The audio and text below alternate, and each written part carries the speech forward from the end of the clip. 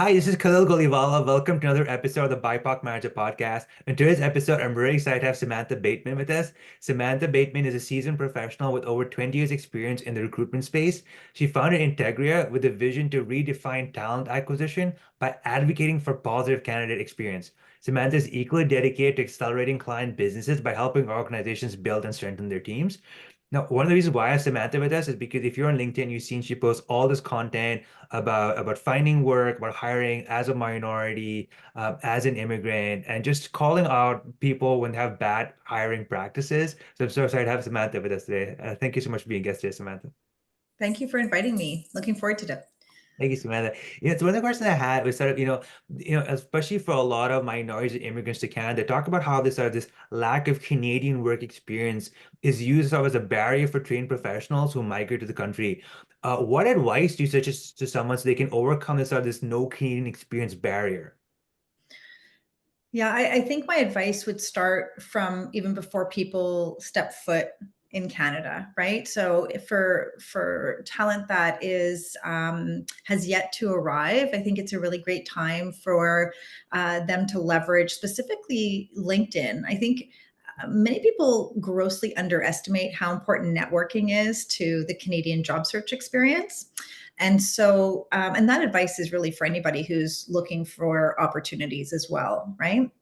But specifically for talent that is looking to come to Canada, I would say, being really strategic around how they're going to position themselves. So some people come here, many people come here with many years of work experience and great accomplishments. And you have other people who might come here with very limited experience, very limited education, and that's okay because there's roles for everybody. I think if you want to identify the right opportunities, then you're going to have to be strategic in how you're building out your network. And so I often get asked, like, how do you do that? And so I would say there's a couple of ways. Number one, people overestimate how willing recruiters will be in helping them. So I think number one, uh, be prepared to be very disappointed by the lack of support that you'll get from recruiters. I think people fail to understand that for the most part, in talent acquisition from an agency perspective, we get paid to support clients to start the search and to identify talent for companies, not to help people find work, right? Mm. But if you're going to be reaching out to recruiters, I would say you should definitely reach out to recruiters who specialize either in your industry or in your profession. So, for example, I've done a lot of work in consumer packaged goods, and I've also done a lot of work specifically with HR professionals. So that's my piece. But somebody else might have a lot of experience in the construction space, in project management, in tech. I get a lot of requests for people wanting to connect in with me on tech roles, but we don't place software engineers. So it's really understanding, right, from an agency perspective. And then the other thing is looking at, the industry that you do have some experience in. So you could have worked for Walmart in another country, and then you could come here and say, well, you know what? I had started on the retail side at Walmart, and then I left and I went to work in HR. Well, maybe trying to find an HR role at one of the Walmart, large format stores would be a great option. Yeah. Maybe you were in oil and gas, and then you decide, well, I want to stay with oil and gas, and make sure that you're in the right province for that also. And then, look at organizations that are known here in that sector. And then the final thing is looking at people who are doing the work that you've done or that you want to be doing. Yeah. And you can spy on people through LinkedIn so easily in terms of looking to see what does their profile say about the work that they've done. Yeah. And so, you could just do a Boolean search on Google. You don't necessarily need to buy premium initially. You'd be, amazed at how many people are willing to just connect with you if you say, hey, look, I'm looking to expand my network of, accounting and finance professionals, if you're in accounting and finance, and just start, asking people to connect that way. Join groups that accounting and finance professionals are in within LinkedIn, and start there. But you have to do your research, and you need to kind of start building lists, right? I guess what I'm getting a sense from you, Samantha, is that there's almost prep work, like you said, the immigrants and newcomers can do before they even enter the country.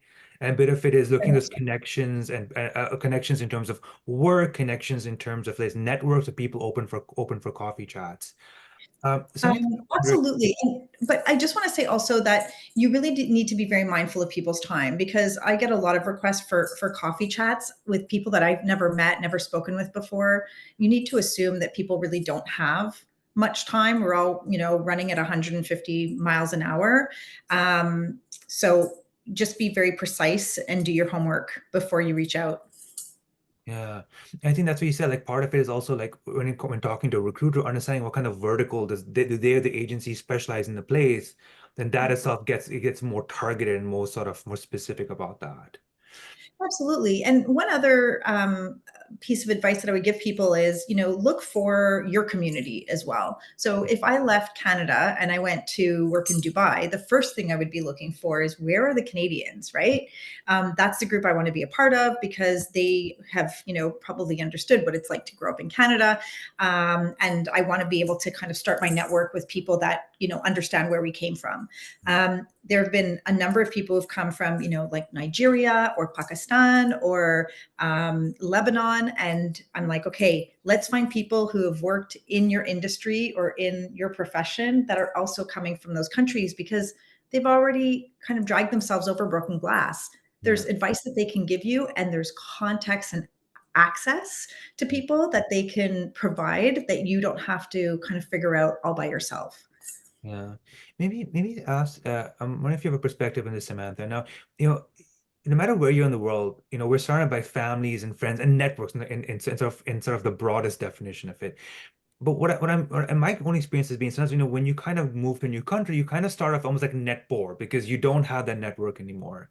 Right. But do you think that, is it that for people who are coming here, is it that is it more that they don't know how to network in Canada as well as others? Or do you think there's maybe some hesitation for them to build a network, just based on my general feeling of people when it comes to networking? Um, you know what? I think it really depends. I don't want to say that it's people who are coming from different countries, because there's plenty of people that I've met, locally, who grew up here, who don't understand what networking is either. Like I, have been to countless horrible events where somebody's shoving their business card down my throat, just, Okay. wanting me to buy from them.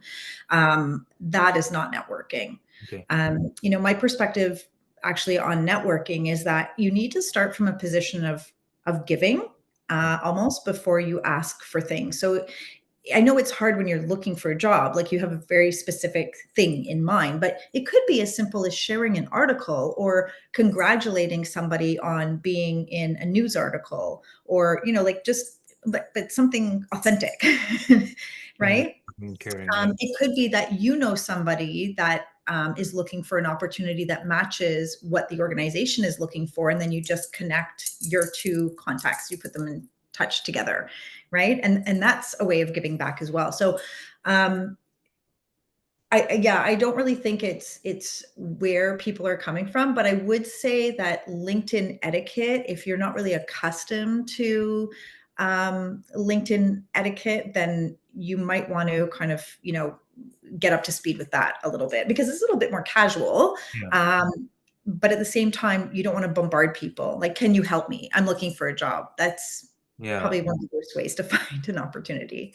Yeah, and I can imagine as well, like, as you said that sometimes, as a recruiter, recruiters or agencies have a specialty in certain verticals.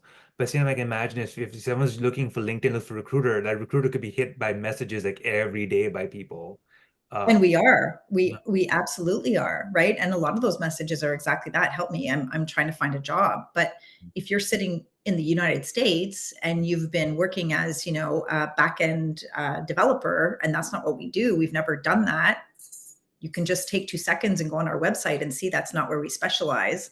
yeah, And those are some of the requests that I'm getting, that I'm like, well, it doesn't really make sense, because we won't have anything for you, yeah. right? Yeah. And they can do that work that in some sense. And again, that's I guess regardless of where the person is or where their background is. They're just doing some of that prep work. Is maybe on that same tone, is there any kind of, so one prep work when talking to recruiters is understanding what vertical they're in, what their specialty is, what their agency. Is there any other kind of prep work that anybody contacting a recruiter could do ahead of time to make that easier? Yeah, I think it's really looking at, so there's a couple of trends across the board that we've seen, when we are placing leaders across accounting and finance or operations, engineering, HR. There are a couple of things that organizations are looking for, and it's change management, right? So thinking, how have I been involved in any type of change management? And it may have been that you were involved in changing the way people think or the way that they work, their tools, that kind of thing. Then there's also implementation of processes and systems, and there's leadership development, right? So when you left the organization that you were last in, did you develop anybody to be able to take your role, or did they have to go outside to, right? So those are just, some of the things. Then the other thing too is accomplishment. So I feel like organizations in Canada are very, well, within North America certainly, are very focused on accomplishments. And if you are not accustomed to getting questioned around the who, what, when, where, why, and how, right, of any accomplishment, then it can be really challenging. So I would say for every role that you've had, you might want to think about, okay, what was my greatest accomplishment? Because that's going to come up. Just like, what's been your greatest weakness, limitations, there's some standard questions, but the accomplishment piece, I think, is really important. Yeah, yeah. I remember that because for me, it was funny because you mentioned Dubai because I was born and raised in Dubai, but my parents are Indian, so it was like an Indian diaspora in Dubai. And I know it's a very broad way of saying it, but in Indian culture, anybody, even someone talking about accomplishments is like a weird space. We're not supposed to talk about it. And so when I Right. was It's like interviewing, boastful. yeah, it sounds boastful and wrong. I remember being in interviews and it was this weird kind of a dance, and someone's like, Khalil, like you've done the work. I remember I had to work through it. As saying like I had to redefine what boastful was, what accomplishment was, versus someone, it's almost like someone's buying a car, you want to know how far that car is going to go and what it's done. And you know what? It's funny because even with among provinces, there is a slight difference, right? So I've had clients from Toronto say, well, the individual from Quebec wasn't really talking about their accomplishments. Everything was either we or I, right? It's almost like there's no winning. Like if you say, well, we did this, we did that. Well, what did you do specifically? But if you say I too much, then you feel like you are being boastful. And then they say, well, they spoke about themselves too much. They didn't talk about the team. So I think, there's kind of this, there is a balance. It's delicate. Yeah. Yeah, yeah. I think it's matter. I think something that once came in conversation with you is, that sometimes internationally, people can have, let's say, job descriptions of job titles that may not match the same across different countries and locations. Are there any strategies, and this we're getting almost at that CV resume level. Any advice over there when it comes to that sort of that disconnect, if you would? Oh yeah, and listen, I mean, we see that in recruitment too, right? Sometimes we get a title that you're like, well, wow, what is this title? And then it kind of makes sense as to why maybe some people aren't applying because the title just doesn't seem to necessarily reflect what the scope of the role is, or it could be, um, yeah, it could just not sound like what the role is all about. So I would say again, like you need to do your research, right? You can do Boolean searches to be able to dig into LinkedIn, but it's really okay. So who had this title? So, for example, you could have a title that you're not very familiar with, and then you can put it into LinkedIn and see who is it that has that title and see how they describe their experience, Yeah. right? And see what makes sense. There's also, I mean, in some cases, some organizations might use a term like customer support, and then others might say customer success, Okay. right? Some might say onboarding versus orientation, right? Recruitment versus talent acquisition. So, and some terms might actually sound a little bit dated compared to, right, what we're using now. So that's when it becomes important.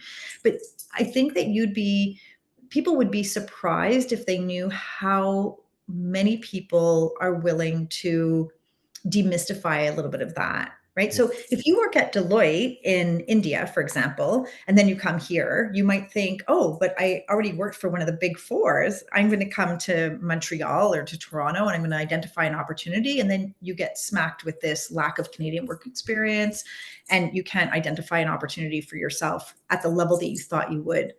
One way to get around that, I would say, is even before you get here, is to be able to identify people who've been doing the work that you've been doing, but have been doing it locally. And Okay. then you can ask them, so what are the differences? This is some of the stuff that I've been doing. Would love to connect, right? Have a conversation. What are you seeing on the market? What are some of the challenges in the work that you're doing? What are your thoughts around, the work that I've been doing? Do you see any gaps? Where do you recommend that I start? So it's a conversation, but you're doing it from like a networking perspective. And I keep saying before you get here, but there are plenty of people who are here that I've met who are working at Tim Hortons, and they worked on engineering projects across the Middle East and North Africa, for example.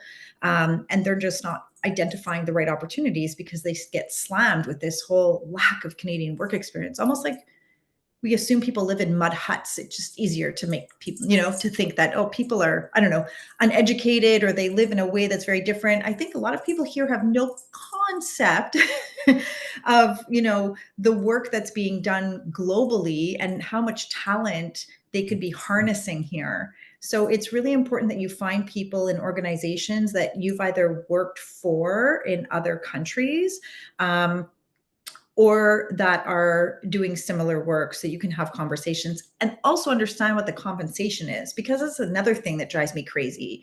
A lot of times we're taking advantage of people who come here and offer them, salaries that are far below what they should be paid because, oh, well, you don't have Canadian work experience, and that's a crock, Yeah. right? So you can easily get your hands on, a salary guide from like a Randstad salary guide, or there's a number of them out there. They're free. Download them so that you understand, okay, this is what it says that I should be earning, but then also compare it to people who are actually making that, Yeah. right? To say, hey, like my understanding from the salary guide, Sam, is that I should be, with 10 years of experience, I should be at about 90, 95,000. Is that what you're saying? Oh no, you're off by about 10%. You need to ask for over 100. Oh, okay. I had no idea.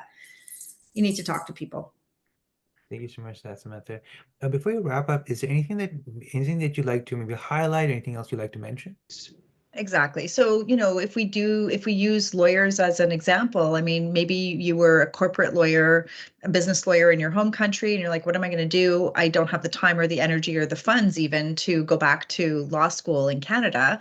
Um, or maybe you do that, and that's fantastic, but it's looking at what skills do you have. I mean, it's not everybody who can go through, hundreds of pages of a contract, for example, right? Or looking at, fine details in the paperwork as well. So maybe there's an opportunity to look at roles that, pull out of you kind of some of the, expertise that you've developed over the years.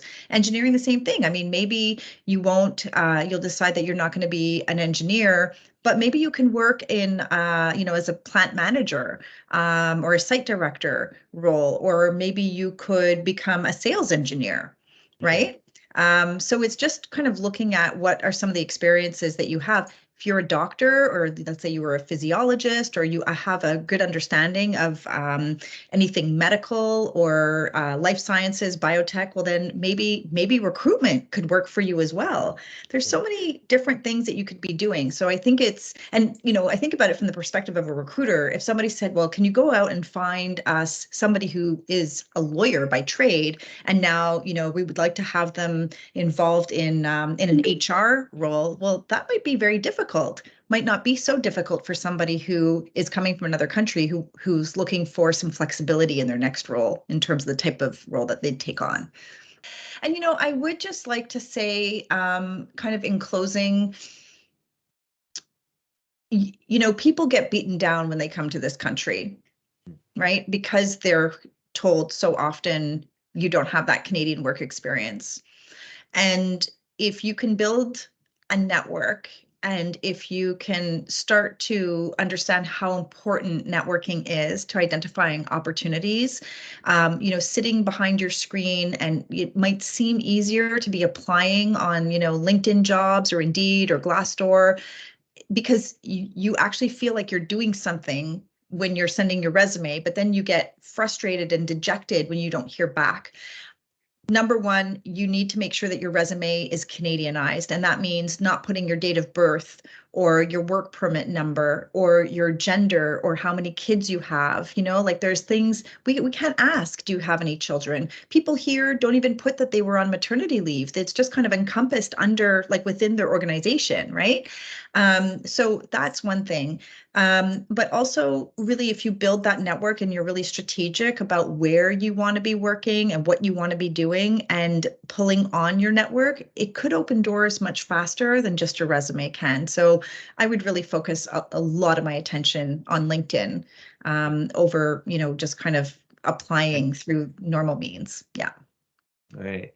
Thank you, Samantha. And we're just gonna wrap up the interview. I would ask guests, like in terms of anybody who wants to, let's say, follow your content. Like I know you got so much on LinkedIn. Are there any other places that someone can follow the stuff that you produce?